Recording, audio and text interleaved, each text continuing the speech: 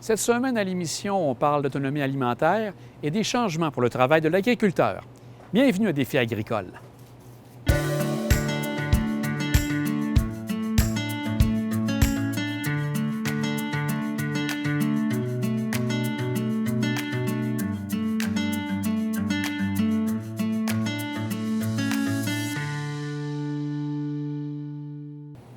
Au Québec, les cultures en serre prennent de plus en plus d'importance.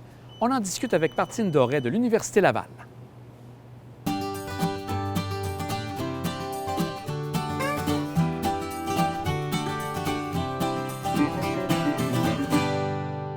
Avec les cultures en serre, on peut cultiver 12 mois par année.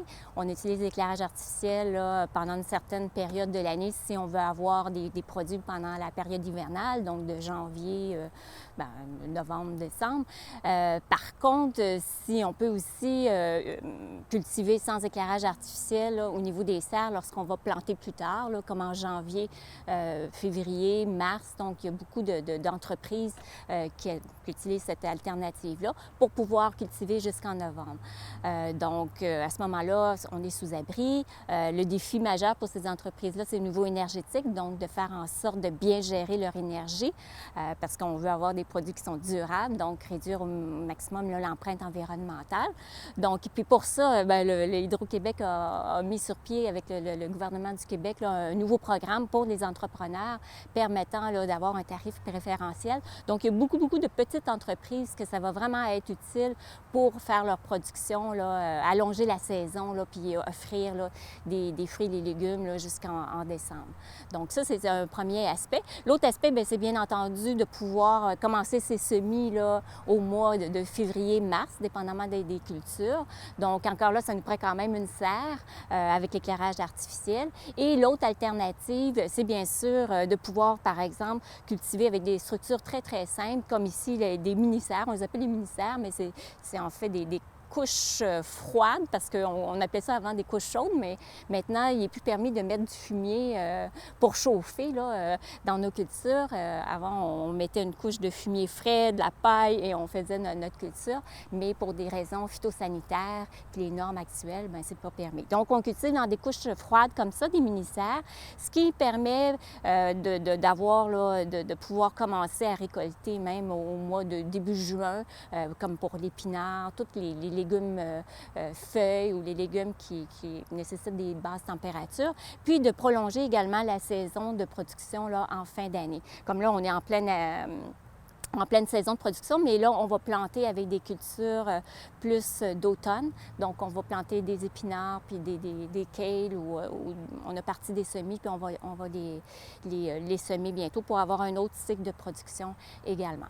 Donc, puis un but de ce projet-là, c'est vraiment d'accroître, là, par exemple, l'autonomie alimentaire dans certaines communautés. Comme ici, c'est un projet qu'on a avec Sentinelle-Nord pour la population, les Inuits à Cambridge Bay. Donc, c'est comment arriver dans leur petite courte saison, qui est environ là, 6 semaines, à avoir une certaine autonomie au niveau des fruits et légumes, entre autres. Donc, c'est une façon simple, économique, là, de pouvoir cultiver. De tous les fruits et légumes que les consommateurs du Québec achètent, consomment, on en produit au Québec environ 45-43 seulement. Donc, l'autre portion vient des importations. Donc, dans ces importations-là, les cultures de champs comptent 33 des besoins qu'on achète. Les cultures en serre, ça ne compte que 11 de la demande totale en fruits et légumes. Et dans les légumes de serre que les consommateurs du Québec achètent, il y en a seulement 33 que l'on produit ici. Donc, c'est pour ça que le gouvernement veut accroître son autonomie alimentaire, puis qu'il a sorti plein de programmes là, pour aider les entrepreneurs, les producteurs en serre, pour, premièrement, doubler la surface de serre au Québec d'ici 2025. 5, et aussi pour mettre à niveau les structures existantes de serre. Donc, on a peut-être un 40 hectares là, qui aurait besoin d'une mise à niveau, puis une mise à niveau aussi pour allonger la saison de production. Donc, de mettre de l'éclairage artificiel qui vont permettre là, d'aller de produire 12 mois par année. Puis également, on veut inciter aussi les producteurs de plantes ornementales, donc après la saison. Donc, on sait que après juin, juillet, là, il y a quand même une période morte lorsque les gens ont acheté leurs légumes, leurs plantes ornementales. Mais il y a une période où ils pourraient également là, cultiver des légumes de serre pour accroître notre autonomie alimentaire. Donc, on favorise aussi l'installation de systèmes qui vont permettre d'avoir cette transition-là jusqu'à temps de faire, par exemple, des poinsettias pour les cultures à venir. Donc, on veut vraiment optimiser l'utilisation là, des serres au Québec, puis même doubler la superficie et doubler la production également. Donc, on parle maintenant à peu près d'un revenu de 160 millions par année. On veut doubler ça. Et même avec des serres de plus haute technologie ou d'une façon de faire qu'on a acquis au cours des années, même plus on va arriver plus que doubler la productivité, étant donné on va avoir des structures et un savoir-faire plus performant. Donc ça, c'est vraiment là, le but qu'on s'est donné là, à cet effet. Une nouvelle technologie qui mérite notre attention est celle des systèmes rotatifs de culture qui permettent de bonnes économies d'espace et d'énergie. Il y a plus que ça, comme nous le mentionne Guillaume Paquette, auxiliaire d'enseignement de deuxième cycle de la Faculté des sciences de l'agriculture et de l'alimentation de l'Université Laval. C'est un système qui est novateur. Là. Ça a été fait par l'entreprise JBio à partir de 2016, si je ne m'abuse. Ils ont bâti en fait ce système de roue-là pour pallier à toutes sortes de problèmes qu'on retrouve dans l'agriculture moderne, comme le manque de main-d'œuvre, la différence des productions entre les rangs de production, par exemple. Donc, c'est vraiment un système qui va venir homogénéiser la culture. Quand je parle d'homogénéiser, c'est vraiment d'homogénéiser le terme général qui est au niveau de la qualité des produits, évidemment, de la production de la plante, si on parle de tomates ou de laitue, de la production de biomasse, finalement, de cette plante-là. Puis aussi, en fait, tout ça est dirigé vers l'automatisation de plus en plus de nos jours, d'où le problème qui était de la main-d'œuvre, finalement. Si on a des robots qui sont en mesure de faire certaines choses, on peut diminuer le nombre de main-d'œuvre qu'on a besoin. À ce jour, on a déjà, c'est notre 6e expérimentation pour cet été. On a déjà 5 expérimentations dans lesquelles je suis en train de compiler certains résultats. Une de nos expérimentations qui était en fait la comparaison du système rotatif de culture et celui sur table, dans lequel on a pu voir une production plus dense, si je peux dire, où on a vu en fait un plus haut taux de biomasse au niveau des roues qu'au niveau des plantes. Mais encore une fois, il reste encore beaucoup d'analyses de données à faire. Il faut éventuellement, on va avoir des résultats beaucoup plus dirigés, puis on va savoir. D'ailleurs, dans ce genre d'expérimentation-là, ce qu'on souhaite vraiment aller voir, c'est, puisque je fais partie de la chaire bio du MAPAC, en fait, on travaille beaucoup sur le substrat. Donc, on a dans ce genre d'expérimentation-là 3 types de substrats. On a un substrat qui est fait avec de la fibre de coco, un substrat qui est fait avec de la fibre de bois et un qui est seulement de la tourbe. Évidemment, ce n'est pas la seule composante du substrat. On parle de compost également qui est lié à ça. Puis, on essaie d'aller voir le microbiote, entre autres, qui sont en fait la population microbienne du sol, qui va, entre autres, permettre l'assimilation des différents fertilisants. Et la fertilisation est un deuxième aspect intéressant du projet, puisque on va venir comparer la fertilisation qui est basée entièrement sur des résidus animaux comme de la farine de plume, de la farine de sang, etc. Et une qui est beaucoup plus dirigée vers tout ce qui est végétal, donc l'hydrolysat de protéines de soya, etc., qui ont tous deux des impacts différents sur la plante et qui vont, en fait, on souhaite idéalement atteindre le même niveau. Encore une fois, dans un contexte où on souhaite harmoniser ou du moins homogénéiser tous les besoins de la plante avec différents produits fertilisants. À cause du problème de main-d'œuvre, il y a beaucoup de robotisation qui rentre dans le domaine de l'agriculture. notamment ici. En fait, c'est un produit qui est très largement robotisé. On parle de la boîte, on a une boîte qui peut contrôler le nombre d'irrigations. Dans ce cas-ci, on peut contrôler les différents spectres lumineux. On contrôle également la ventilation qui se trouve dans la rue, finalement. Puis, on a également un système d'irrigation, comme je vous ai dit, qu'on contrôle à l'aide d'un robot.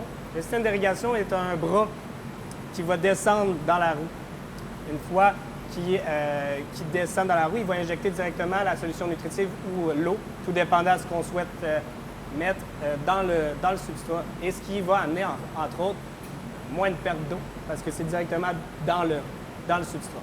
On a également, ça tourne, évidemment, donc il y a de la robotique au niveau que ça tourne. On a le contrôle sur le temps de révolution. Donc, on peut mettre ça à, tout dépendant les cultivars, à 50 de la vitesse maximale, 100 de la vitesse maximale, ce qui va nous permettre, dans certains cas, de favoriser un développement normal de la plante, parce que on s'entend qu'une plante qui tourne trop rapidement va avoir des effets non escomptés. Puis, pour ce qui est des lumières, ici, quand je vous parlais des différentes recettes de lumière, c'est que chez la plante, différentes longueurs d'onde vont servir à différentes choses. Et les lumières il est possible de faire des rapports en pourcentage de, par exemple, lumière rouge, lumière bleue, qui vont, entre autres, favoriser, dans ce cas-ci, dans cet exemple-là, les anthocyanines, qui sont une molécule intéressante pour la qualité du fruit, du légume et autres.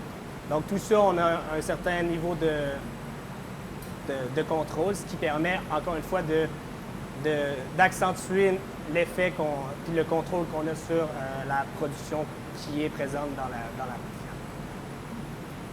Puis en termes de production, justement, par rapport à une culture en serre standard versus le rotatif, c'est quoi la différence? Il faut... Dans ce que vous voyez ici, c'est une roue qui a 18 mètres carrés de culture. Donc, sa circonférence est de 18 mètres carrés, ce qui nous permet d'avoir une surface de culture de 18 mètres carrés sur 8 mètres carrés de surface. Donc, dans lequel on double, presque triple la quantité qu'on pourrait faire sur une table normale dans une serre. Mais les rendements sont d'autant plus importants lorsqu'on parle d'une comparaison entre au champ et dans une situation où on a le contrôle sur la lumière, sur l'irrigation, etc., qui vont avoir des effets que dans un champ, on n'a pas le contrôle. Et on parle de proche de 500 fois plus de production dans ce type de système-là que dans le système qui est au champ normal.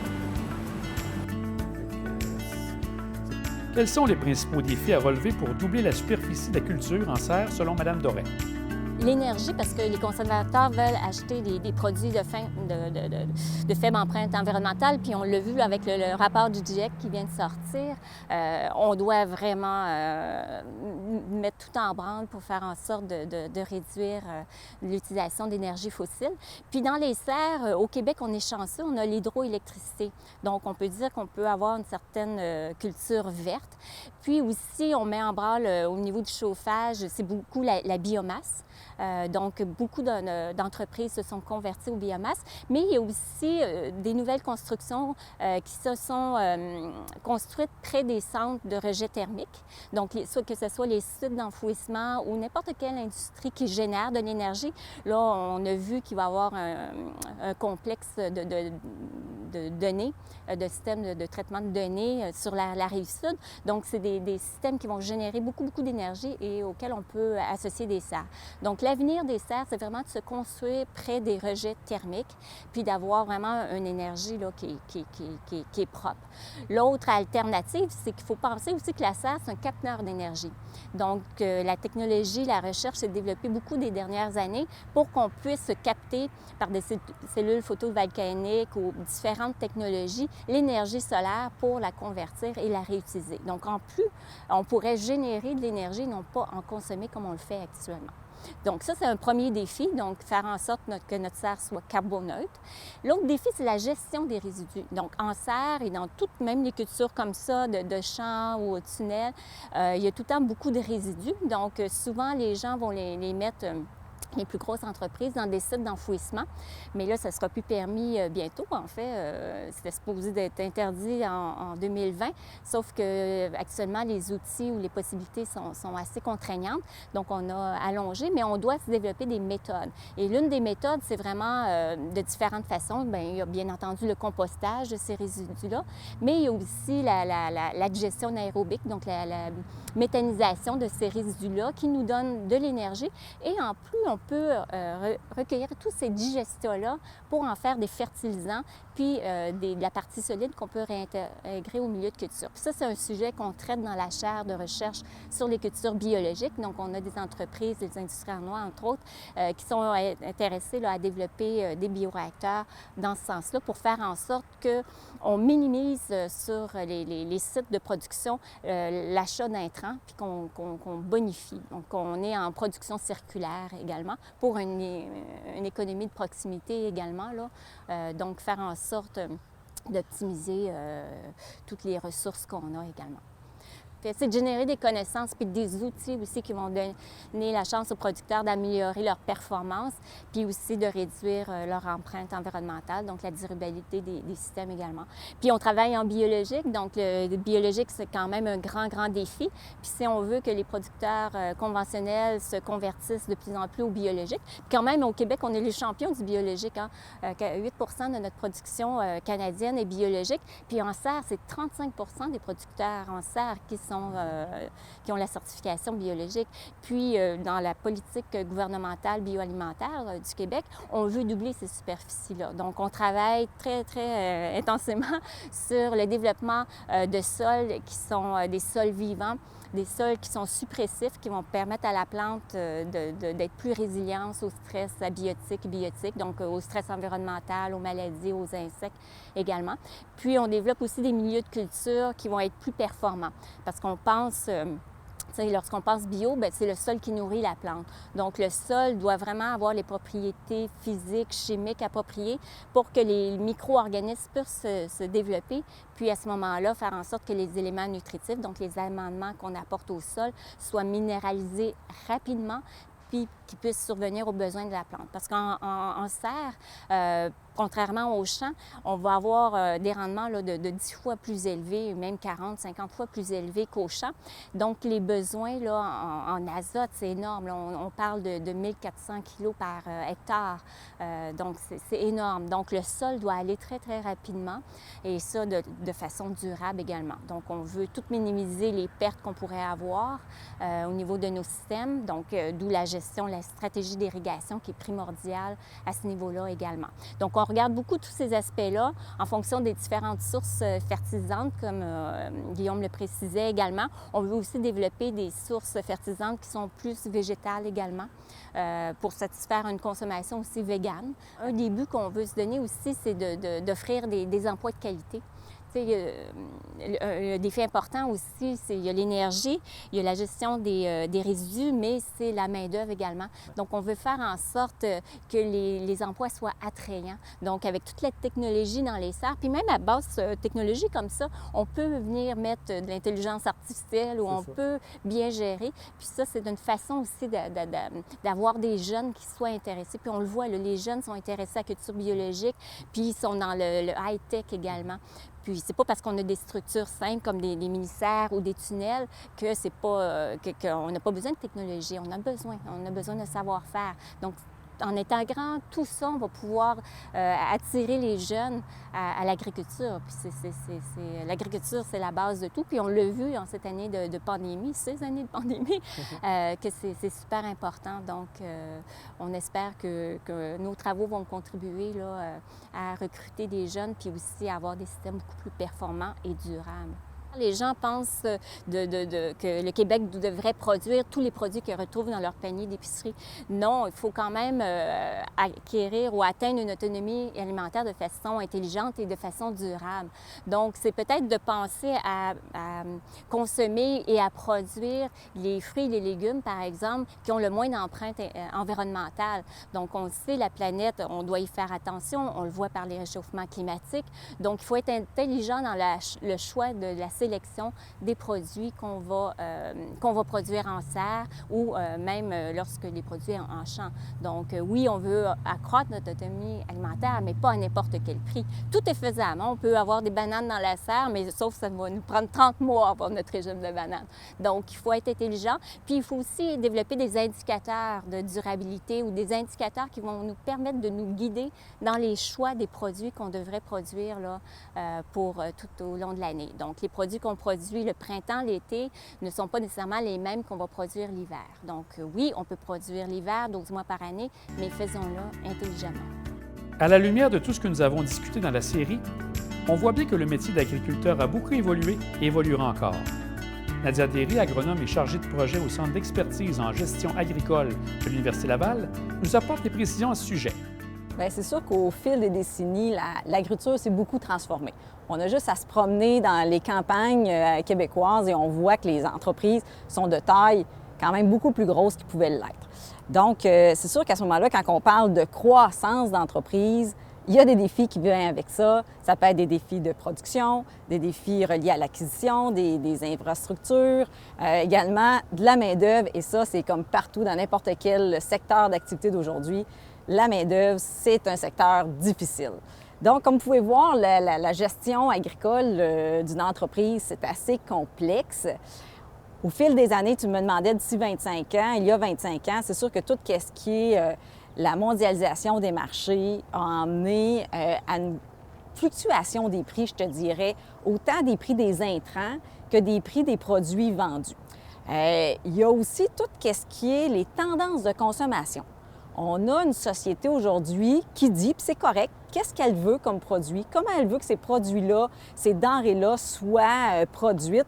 Donc, à ce moment-là, ça nous emmène des super de belles opportunités, mais aussi un lot de casse-tête, qu'on peut dire. Donc, c'est sûr qu'une entreprise, comme je disais, c'est plus complexe à gérer que ça pouvait l'être par le passé. Puis aussi, vous avez remarqué, j'ai dit à plusieurs occasions le mot « entreprise » parce qu'aujourd'hui, les fermes, c'est des entreprises.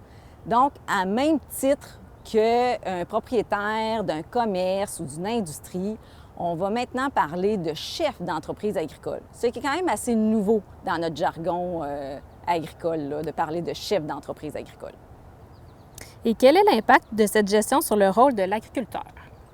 Bien, comme je viens de te le dire, justement, on parle de dirigeants d'entreprise maintenant. Alors, comme n'importe quelle PME, nos producteurs doivent beaucoup plus travailler au niveau de la gestion, de l'administration, de la stratégie. Puis ça, bien, c'est en plus d'être de très bons producteurs, parce que c'est sûr qu'on va avoir des produits de qualité, on va avoir du lait, du soya, du maïs, des beaux légumes. Donc, ça reste là, mais tout ce qui est la stratégie d'entreprise, vers où on veut aller comme entreprise, comment faire pour attirer notre main-d'œuvre, comment également savoir le positionnement que je veux pour mon entreprise. Est-ce que je veux me diversifier? Est-ce que c'est le contraire, je veux me concentrer? Est-ce que c'est préférable pour moi de me diversifier? Donc, c'est beaucoup de questions, beaucoup de réflexions que les producteurs doivent se poser. Il y a aussi tout ce qui est le volet des finances.